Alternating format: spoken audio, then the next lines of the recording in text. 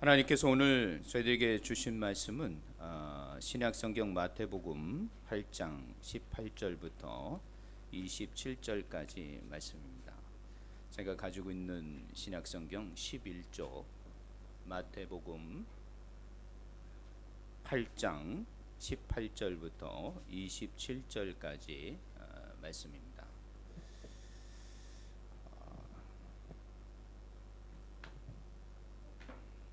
성경을 안 가져오시거나 뭐 이러신 분은 저 뒤에 성경이 비치되어 있습니다. 꼭 자기 성경을 하셔서 성경으로 찾으시기를 부탁드리겠습니다. 자, 마태복음 8장 18절부터 27절까지 한 절씩 교독합니다. 18절 하나님의 말씀을 들으십시오. 예수께서 무리가 자기를 애워싸는 것을 보시고 건너편으로 가기를 명하시니라. 한 서기관이 나와 예수께 아뢰되 선생님이여 어디로 가시든지 저는 따르리이다. 예수께서 이르시되 여우도 굴이 있고 공중에 새도 거처가 있으되 인자는 머리 둘 곳이 없다 하시더라. 제자 중에 또 한 사람이 이르되 주여 내가 먼저 가서 내 아버지를 장사하게 허락하옵소서. 예수께서 이르시되 죽은 자들이 그들의 죽은 자들을 장사하게 하고 너는 나를 따르라 하시니라. 배에 오르심에 제자들이 따랐더니 바다에 큰 놀이 일어나 배가 물결에 덮이게 되었으되 예수께서는 주무시는지라. 그 제자들이 나와 깨우며 이르되 주여 구원하소서 우리가 죽겠나이다. 예수께서 이르시되 어찌하여 무서워하느냐 믿음이 작은 자들아 하시고 곧 일어나사 바람과 바다를 꾸짖으시니 아주 잔잔하게 되거늘 그 사람들이 놀랍게 여겨 이르되 이가 어떠한 사람이기에 바람과 바다도 순종하는가 하더라. 아멘. 네, 오늘은 하나님의 나라 백성의 세 번째 시간을 좀 말씀을 나누고자 합니다. 그동안 저희들은 전반기에 마태복음 5장과 7장의 내용을 6개월 동안 하나님의 나라의 주제로 말씀을 나누었습니다. 그 말씀을 다 나누고 저희들이 이제 마태복음 8장의 말씀을 나누면서 큰 주제로는 하나님 나라 백성입니다. 하나님 나라. 자, 하나님의 나라에 대해서 우리가 말씀을 들었다면 그 말씀대로 살아가는 하나님의 백성의 삶은 어때야 할까라는 말씀의 주제로 마태복음은 진행됩니다. 그리고 마태복음을 이해할 때 저희들이 언제까지 강해할지 모르지만 큰 주제는 하나님의 나라이며 또 하나님의 나라의 백성의 삶이라는 것을 늘 여러분 기억을 하셔야 됩니다. 자, 그 말씀을 기억하면서 저희들이 8장을 제가 이스라엘 탐방 가기 전에 강해를 했죠. 8장 1절부터 17절까지 강해를 하고 지난주에는 제가 좀 이스라엘 땅에 대해서 잠깐 이스라엘 이 정탐을 하고 온 거에 대해서 말씀을 나눴습니다. 자, 그러면 그거는 잊어버리고 마태복음 1장부터 17장까지의 내용은 예수님께서 산상수훈 산 위에서 말씀하신 것을 마무리하고 이제 산에서 내려오셔서 이제 예수님을 쫓고자 하는 사람들 앞에서 말씀을 전하시면서 치유 사역을 하셨습니다. 처음에는. 그러니까 세 가지 기적적인 사건이 일어나게 됐죠. 그래서 지난번의 말씀은 8장 1절부터 17절까지의 말씀은 예수님이 산상수훈을 하고 내려오셔서 그 말씀을 들은 사람들 중에 세 번의 기적을 일으키게 하셨습니다. 그래서 중풍병자나 문둥병자나 또 말라리아 환자였던 베드로의 장모를 고치는 기적적인 사건을 많은 사람들이 보게 된 것입니다. 자, 그런 기적이 일어났다면 사람들은 더 예수님에게 집중했을 거고 또 예수님의 기적을 통하여 자신의 문제가 해결되기를 바라셨을 것입니다. 즉 그래서 더 많은 사람들이 예수님 앞에 모여들게 되었습니다. 그런데 오늘 본문의 내용은 예수님께서 그렇게 모여들인 사람들을 뒤로 하고 배를 타고자 갈릴리 바닷가로 내려가셨다라는 이야기예요. 자, 그러면서 저는 여기서 한 가지 더 여러분에게 말씀을 드리고 싶은 내용이 있습니다. 그것은 이 세 가지의 예수님의 기적을 통하여 많은 사람들은 기적을 요구한다는 거죠. 예수님에게 요구하는 것은 기적이라는 거예요. 예수님의 말씀과 예수님의 삶을 따르고자 하는 것이 아니라 예수님이 행하는 기적으로 인하여 자신의 문제가 해결되기를 원하신다는 거죠. 그러나 예수님은 이 기적에 초점을 맞추지 않고 있다는 거예요. 예수님이 기적에 초점을 맞추었다면 이 기적으로 인하여 모여든 많은 사람을 향하여 말씀하셨을 것입니다. 내 기적을 보았느냐? 그러면 너희들은 나를 믿으라. 이렇게 말씀을 하셨을 겁니다. 기적을 이용하여 예수님은 예수님을 믿게 하고 예수님의 말씀을 증거하셨을 것입니다. 그러나 예수님은 이 기적으로 인하여 모여든 사람들을 뒤로 하고 다른 지역으로 가고자 했다라는 것이에요. 그러니까 결코 예수님은 이 기적을 수단으로 삼아 어떻게 돼요? 자신의 말씀을 전하고 자신을 믿게 하게 하지 않았다라는 것이죠. 근데 우리는 자꾸 이 기적에 초점을 맞추고 있다라는 것이에요.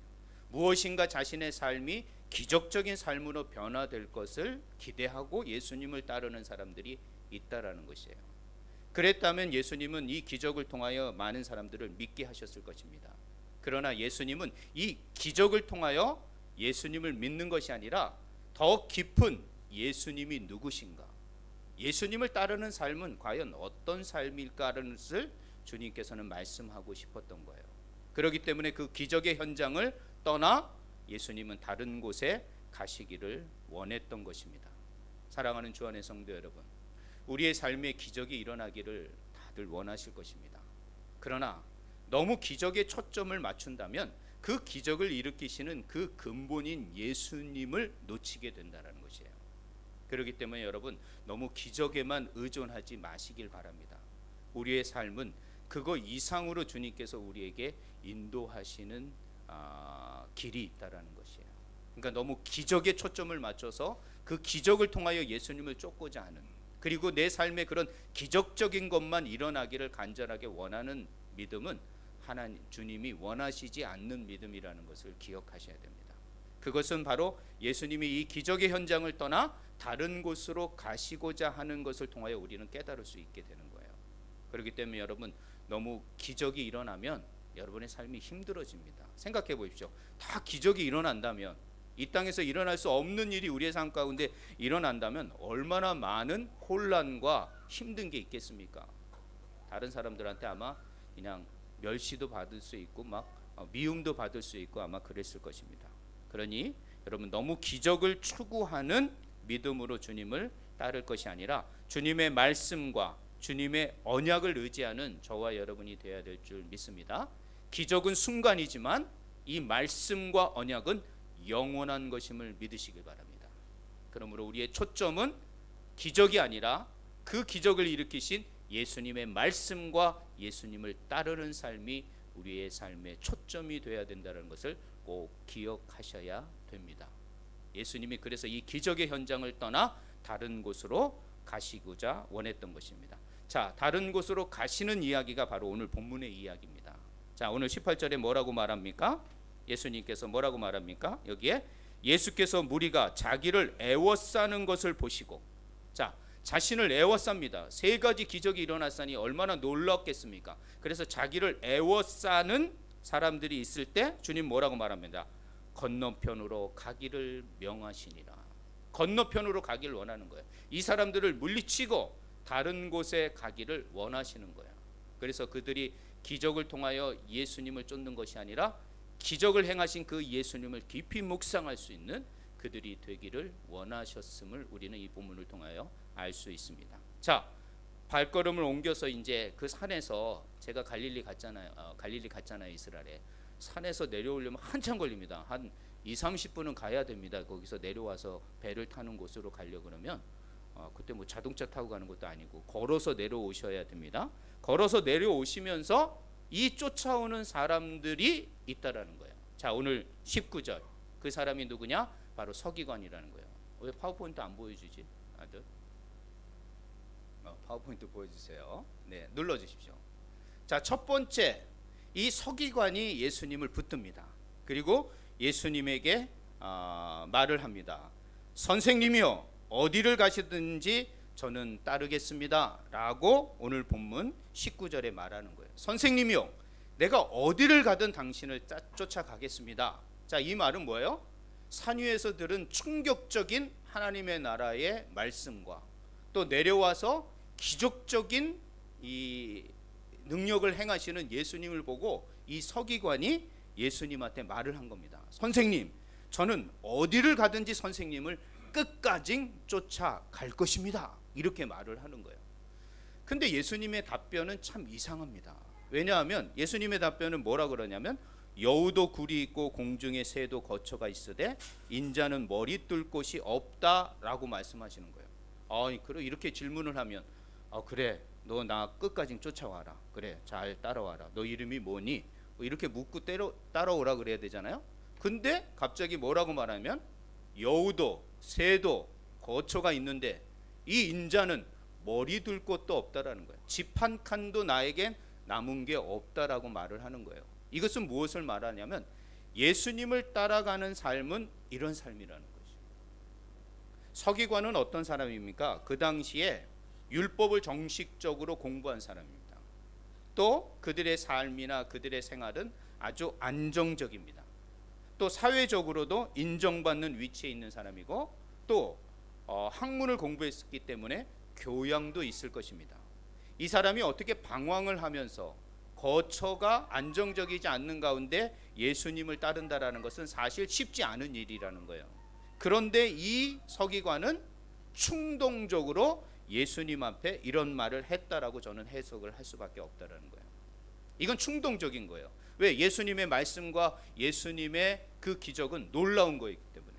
그 권세 있는 사람, 그동안 권세 있는 사람으로서 할 수 있는 행위하고 전혀 다른 것이었기 때문에 이 서기관은 너무 놀라워 예수님, 내가 어디를 가든지 당신을 따라가겠습니다 라고 말할 때 예수님은 동문서답과 같은 말씀이었지만 여우도 새도 거처가 있지만 이 인자는 머리 둘 곳이 없다라고 말한 것, 너는 너무 충동적으로 그렇게 말을 하고 나를 따라온다는 말은 옳지 않다. 나의 길은 이런 길이다라는 거예요. 어떤 길이냐? 집도 없다. 아무것도 소유할 수 없는 것이다. 나를 따라오면 안정적인 삶을 살 수 없는 것이다. 한마디로 말하는 거예요. 그 길이 어떤 길이라고 말할 수 있습니까? 바로 십자가의 길. 나의 길은 십자가의 길이다 라고 말씀을 하고 있는 거예요. 너가 나를 따라온다고 했느냐? 그러나 나의 길은 십자가의 길이고 이 땅에 있는 모든 것들을 소유하는 것이 아니라 이 땅에 있는 건 모든 것을 내려놔야 하고 어떤 안정적이고 평안한 삶이 아니라 주님을 따르는 길은 고통의 길이고 아무것도 가질 수 없는, 평안하지 않는, 안정적이지 않는 그런 삶을 살 수밖에 없다. 과연 그런 길을 갈 수 있겠느냐? 라고 지금 묻고 있는 것이라는 거예요. 그랬을 때 과연 이 서기관은 예수님을 쫓아갔을까요? 안 갔을까요?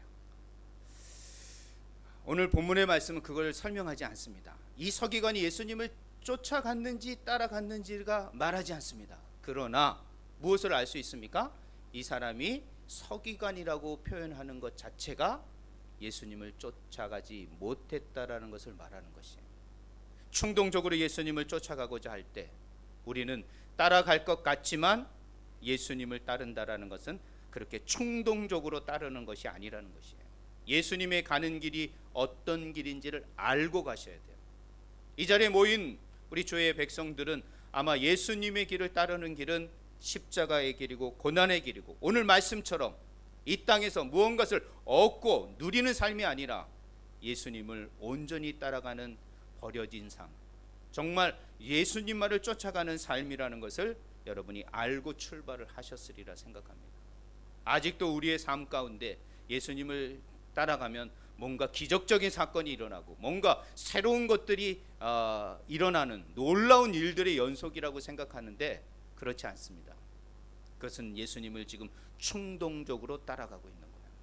예수님은 그런 삶을 원하시지 않고 예수님의 길은 어떤 길인지를 알고 따라오기를 원하시는 거예요. 거기에 성실이 필요한 것입니다. 예수님은 그냥 충동적으로 따라가는 것은 따라갈 수 없다라고 지금 말씀하고 있는 것입니다. 사랑하는 주의 성도 여러분, 오늘날 예수님을 이렇게 충동적으로 따라가는 사람들이 있습니다. 결코 예수님을 따르는 길은 어떤 기적이나 어떤 것을 얻고자 하는 것이 아니라 오히려 내려놔야 되고 모든 걸 버려야 되는 삶, 바로 좁은 길이고 십자가의 길이라는 것을 늘 기억을 해야 되는 것입니다. 말로만 예수님을 따라가는 것이 아닙니다. 우리는 삶으로, 우리의 일상으로 예수님을 묵묵히 따라가는 삶이 되어야 될 줄 믿습니다. 오늘 서기관은 바로 충동적으로 예수님을 따르고자 했어요. 그 서기관에게 예수님은 말씀하십니다. 나의 길은 십자가의 길이니라. 그 길을 과연 따를 수 있겠느냐라고 묻고, 그 결론이 없는 걸 보아서 저는 아마 이 서기관은 예수님을 따르지 못하지 않았겠는가 생각을 합니다. 자, 이런 사람이 있는 반면에 두 번째 사람이 나타납니다. 자, 눌러주시면 바로 제자 중에 한 사람이라고 오늘 성경은 말하고 있습니다. 22절에 제자 중에 한 사람이다. 21절에 제자 중에 한 사람이 이르되 주여 내가 먼저 가서 내 아버지를 장사하게 허락하옵소서라고 해요. 자, 예수님의 말씀을 듣고 따라가는 한 사람, 여기서 제자 중에 한 사람이에요. 근데 이 제자는 원문에 보면 어떤 사람이냐면 그냥 완전히 예수님을 따라가는 제자가 아니라 여기에는 봉사하는 사람이라고 원문에 나왔습니다. 그러니까 예수님을 따르면서 여러 가지 일을 봉사하는 사람으로 알 수가 있는 거죠. 자, 이 사람이 이렇게 말합니다. 부친의 장례를 치른 후에 내가 예수님을 따르겠습니다 라고 말을 하는 거예요. 그러니까 예수님을 위해서 봉사하고 열심히 따라갔던 이 사람이 그 안에 갈등이 있는 거예요. 아버지도 생각해야 되고 내 가족도 생각해야 되고 엄마도 생각해야 되고 정말 내 친구도 생각해야 되는데 세상의 여러 일들을 생각해 보니 예수님을 따라가기에는 그런 일을 감당하고 처리하기엔 좀 어려운 부분이 있는 거예요. 그래서 그 안에 내적인 갈등이 그에게 있는 거예요. 저는 그래서 이 제자 중에 한 사람은 예수님을 따라가면서 많은 갈등이 있는 사람이 아니겠는가 생각을 해봅니다. 예수님을 따라가면서 얼마나 많은 갈등이 있냐는 거죠.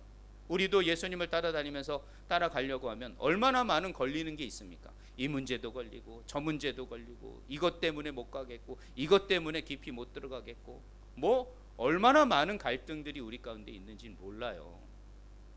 예수님 그때 장례를 좀 생각해 보겠습니다. 왜 예수님께서 이렇게 아주 뭐라 그래요? 죽은 자들이 그들의 죽은 자들을 장사하게 하고 너는 나를 따르라. 어떻게 보면 매몰차게 부친의 장례를 윤리적으로나 도덕적으로 무시하는 투의 말을 한 것처럼 보입니다. 그러나 유대인의 장례를 생각한다면 그렇지가 않아요.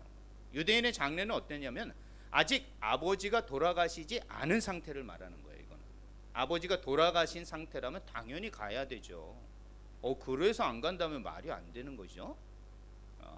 그런데 이것은 아버지의 장례가 얼마 남지 않은 거예요. 왜? 예수님을 따라가게 되면은 몇 년을 따라가기 때문에 집안을 돌볼 수 없는 상황인 거예요. 또 특별히 중요한 이 아버지를 장례하는 일을 더 감당하지 못할 수가 있기 때문에 먼저 이 일을 수습해 놓고 따라가겠습니다라고 말한 거예요. 즉 아버지가 언제 돌아가실지 모르니까 가서 그 장례 준비와 여러 가지 준비를 해놓고 그것을 마무리하고 예수님을 따라가겠습니다라고 말을 한 거예요. 이게 장례가 터진 게 아니에요. 그런 장례가 터지지 않은 상태로 이 본문을 읽는다면 예수님의 말씀은 맞는 것입니다. 네가 부모를 생각하고 가정을 생각하고 친지를 생각하는 건 너무도 좋다.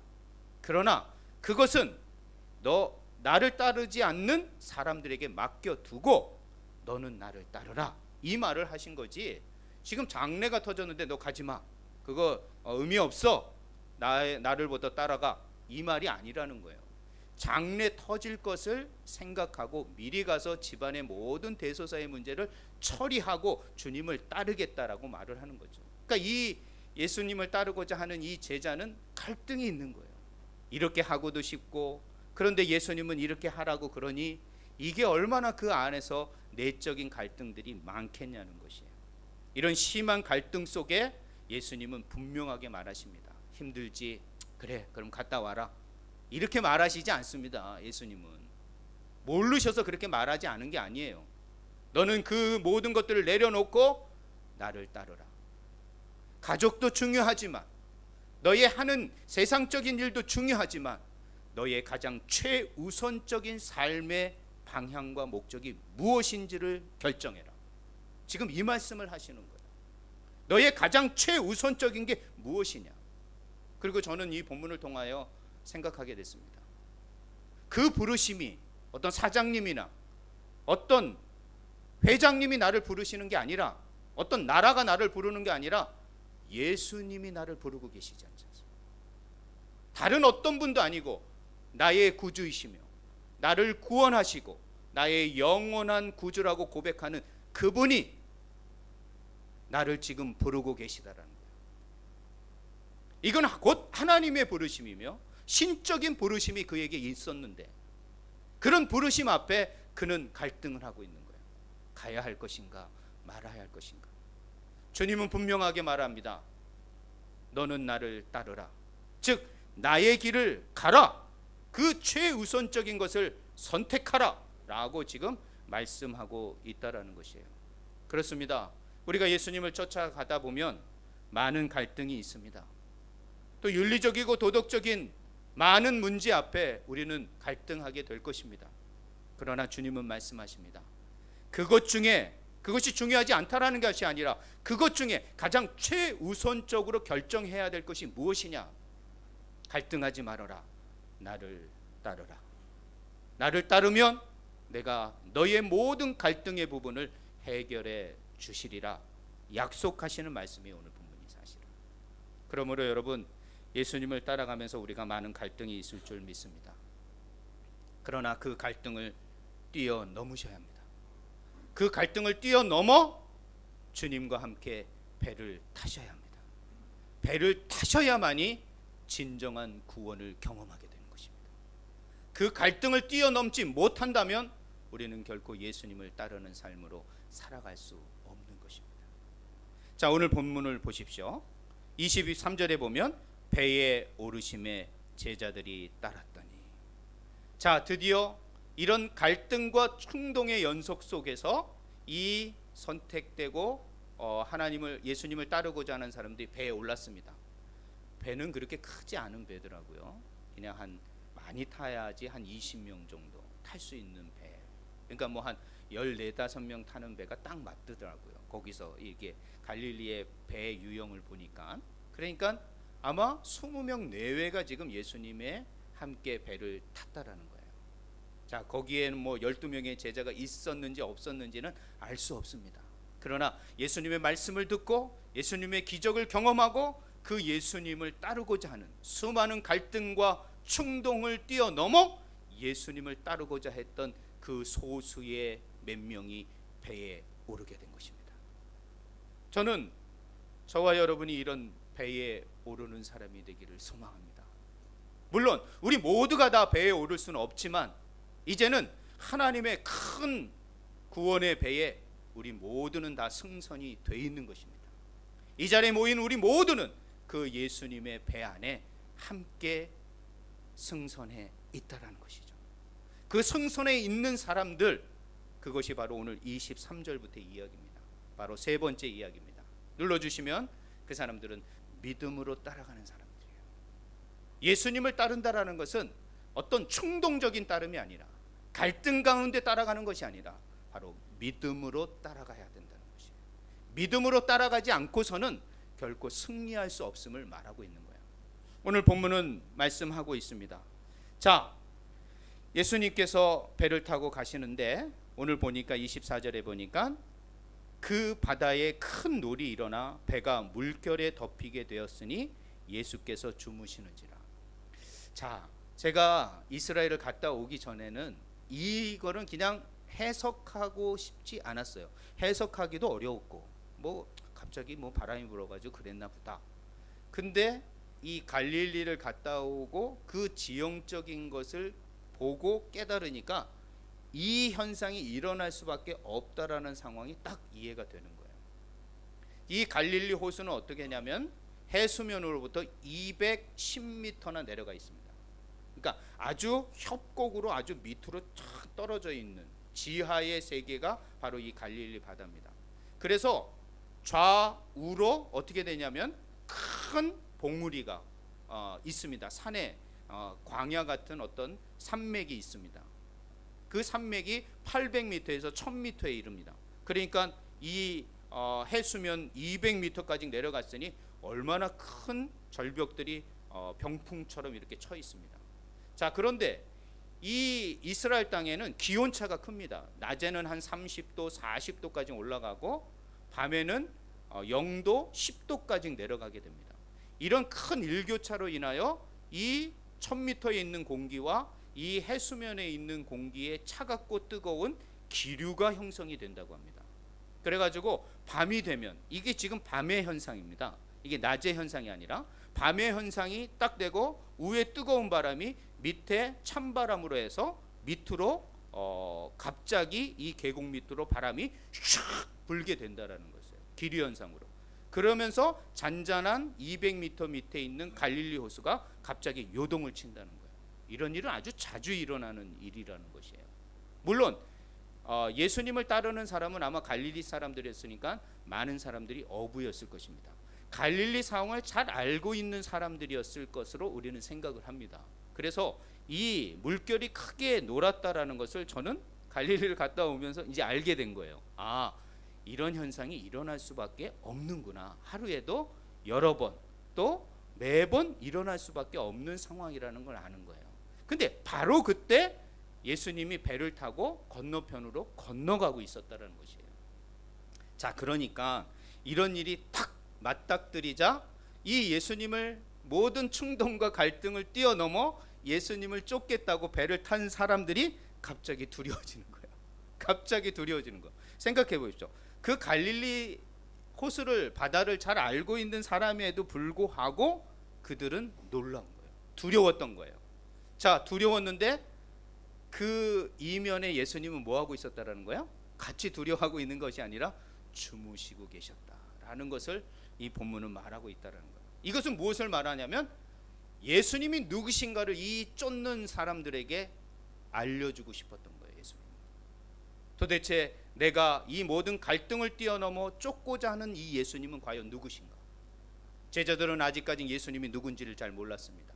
왜? 그의 말씀과 기적을 몇 가지의 기적만 경험했을 뿐이지 과연 예수님을 쫓으면서 산다는 것은 무엇인지 그들은 경험하지 못했을 겁니다. 예수님은 이 풍랑 속에서 예수님 제자들에게 알려주고 싶은 것이 있는 것입니다. 바로 저와 여러분에게 알려주고 싶은 것이 있다라는 것이죠. 그것이 무엇일까? 예수님이 풍랑이 일자 제자들이 25절에 보면 나아가 깨우며 이르되 주여 구원하소서 우리가 죽겠나이다 이렇게 말하는 거예요. 그러니까 이 말은 뭐예요? 너무 두렵습니다. 너무 무섭습니다. 이 자연의 이 힘 앞에 우리는 아무것도 할 수 없습니다. 주님 어떻게 해야 합니까? 이런 폭풍우 속에서 이들은 두려워하며 무서워하고 있었다는 거예요. 그때 예수님께서는 일어나자마자 26절 그들을 책망하십니다. 어찌하여 무서워하느냐? 이것은 뭐냐면은 이 믿음을 설명하는 것입니다. 믿음이 없는 자가 어떤 것을 말하냐면 무서워하고 두려워한다는 것이죠. 왜 우리 안에 두려움이 생기는지 아십니까? 왜 무서움이 생기는지 아십니까? 그것은 믿음이 없기 때문인 것입니다. 오늘 본문으로 본다면 믿음이 작은 것을 말하는 것입니다. 우리 안에 두려움이 생긴다는 것은 예수님을 정확하게 인지 못하고 따르지 못하는 믿음이 연약한 것이 있기 때문에 예수님이 우리의 삶이 두려운 것입니다. 폭풍우를 만나는 이 현장 속에서 자신이 어떻게 해야 될지를 알 수 없는 것입니다. 생각해 보십시오. 육지라면 도망이라도 가고 어디 가서 피할 텐데 이 갈릴리 바다 한가운데서 그런 일을 딱 만나게 된다면, 폭풍우를 만나게 된다면 이거는 그들이 어찌 할 수 없는 것입니다. 또 하나 저 본문을 통해서 느낄 수 있는 것은 여전히 자연 환경을, 자연 세계를 주님께서 통치하고 계시는구나. 지금 한국에서 많은 비 때문에 산사태가 일어나고 어려움이 일어나고 인도에서도 그런 일이 일어나고 미국에서도 그런 일이 일어나고 한쪽에서는 비가 너무 와서 홍수가 나고 한쪽에서는 너무 더워 사람들이 일사병으로 죽어가는 그런 자연재해가 있을 것 같은 세상이 지금 우리 곁에 있습니다. 그런데 저는 오늘 본문을 통하여 하나 느끼는 것은 이 모든 자연세계를 누가 통치하신다? 하나님이 통치하고 계심이 저에게 위로가 된다는 것이에요. 아무리 자연이 지금 우리가 예측할 수 없는 방향으로 간다고 할지라도 그것을 붙들고 그것을 주장하시는 분은 누구시다? 하나님이신 것을 다시 한번 저는 발견하게 되므로 위로가 되더라고요. 주님, 저희들이 여기 있습니다. 자연재해로 인류가 멸망하지는 않도록 해주십시오. 이렇게 기도하면서 주님께서 그렇게 해주실 것 같아요. 자, 이 폭풍 앞에서 주님께서는 일어나자마자 제자들을 책망하십니다. 어찌하여 무서워하느냐? 어찌하여 적은 믿음을 가지느냐? 그러면서 예수님께서는 그 바다와 바람을 꾸짖으시고 말씀을 하시고 잔잔하게 하신다라는 것을 볼 수가 있습니다. 여러분, 우리의 인생은 여러분이 살다 보면 폭풍우를 만나게 됩니다. 폭풍우를 만나지 않는 사람이 어디 있겠어요? 예수를 따라가면서 어려움을 당하지 않는 사람이 어디 있겠습니까? 그러나 이 예수님 가운데 폭풍우를 만날 때 우리는 거기에 해결 방법이 있다라는 것이죠. 바로 주님을 부르는 것입니다. 주님, 우리가 죽게 되었습니다. 우리를 도와 주시옵소서. 우리를 구원하여 주시옵소서. 주님은 그것을 말하고 있는 것이에요. 이 배 안에 모인 이 제자들을 향하여 인생의 폭풍우를 만날 때 세상을 바라보지 말고 사람을 바라보지 말고 오직 나를 바라볼지니라. 믿음으로 바라볼 때 이 풍랑과 이 바람을 잔잔케 하는 자는 오직 예수 그리스도이심을 말씀하고 있다는 거예요. 그러므로 여러분이 인생을 살아가면서 예수님을 따라가면서 우리는 형통한 일만 있다고 생각을 하지 마십시오. 이 배를 탄 제자들에게는 폭풍우가 달려들을 수밖에 없다라는 거예요. 이 폭풍우 가운데 우리는 두려워하고 염려하지만 주님은 말씀하십니다. 두려워하지 말라. 염려하지 말라. 믿음으로 나를 구하라. 그러면 내가 이 바람과 풍랑을 잔잔케 하리라 라고 말씀하고 있다는 것이에요. 사랑하는 주 안의 성도 여러분, 여러분이 인생의 폭풍 한가운데 있을 수 있습니다. 지금 그런 삶을 또 만나게 될 것입니다. 예수를 따라가다 보면 이런 현상은 언제나 일어날 수밖에 없는 현상일 수밖에 없습니다. 갈릴리 바다가 늘 그랬듯이 우리의 인생도 갈릴리 바다와 같이 폭풍우를 만나게 될 때 과연 여러분은 누구를 찾겠습니까? 바로 예수 그리스도를 찾아야 되는 것입니다. 오직 예수 그리스도를 향한 믿음을 부르짖어야 합니다. 그래야만이 거기에 주님이 좌정하셔서 그 모든 문제를 해결하시고 우리의 참된 평안과 위로를 허락하여 주실 것이라는 거예요. 말씀을 맺도록 하겠습니다. 눌러주십시오. 저는 오늘 이 말씀이 저의 마지막 고백이 되길 원합니다. 이 땅을 따라가면서 우리는 많은 기적과 많은 갈등들이 있을 것입니다. 그러나 주님은 말씀하십니다. 폭풍우 한가운데 나와 함께만 있다면, 주님만 바라본다면 어떤 폭풍우를 만나도 나는 평안하리라. 주님이 오늘 그것을 제자들에게 알게 하신다라는 것이에요. 그러므로 사랑하는 주 안의 성도 여러분, 인생의 폭풍우 가운데 여러분 한가운데 있을 수 있습니다. 그러나 그 가운데 주님이 함께 계심을 믿으시길 바랍니다. 그러므로 우리는 웃을 수 있습니다. 그런 웃음이 여러분에게 멈추지 않는 하루하루가 되기를 소망합니다. 예수님을 따르는 건 오직 믿음으로 따라가야 된다는 것을 기억하고 일주일 동안도 그 믿음으로 승리하는 우리 주 안의 성도들이 되시길 바랍니다. 정리하자면 믿음은 두려워하지 않는 것입니다. 내 안에 두려움이 있을 때 다시 한번 큰 믿음을 하나님 앞에 구하십시오. 그러면 그 두려움이 사라지고 그 믿음이 접촉이 되어 주님의 능력이 우리 가운데 임하게 될 것입니다. 그 능력으로 모든 폭풍우를 이기고 승리하는, 그래서 하나님 앞에 다시 나와 감사와 영광의 예배를 드리는 우리 모든 주 안의 성도들이 되시길 주님의 이름으로 부탁드립니다. 기도하겠습니다. 하나님 감사합니다. 오늘도 주의 말씀, 예수를 따르는 자들이 많았지만 예수를 따르는 것은 오직 믿음으로만 따른다라는 것을 깨닫게 하시고, 또 믿음으로 따라갈 때 우리 가운데 많은 갈등과 폭풍우가 만나게 되지만 그 가운데 오직 그 모든 것들을 해결하실 분은, 모든 것들을 잠재우실 분은 예수 그리스도임을 기억하게 하시고, 그분을 향하여 우리의 믿음의 고백이 있게 하여 주시고, 예수 그리스도로 말미암아 그 모든 폭풍으로부터 안전할 수 있음을 믿고 그 예수 그리스도를 향하여 따라가는 진정한 하나님의 백성의 삶을 살아낼 수 있는 우리 모든 주 안의 성도들 되게 하여 주시옵소서. 한 주간도 우리 주 안의 모든 성도들의 삶을 주께서 붙들어 주시옵소서.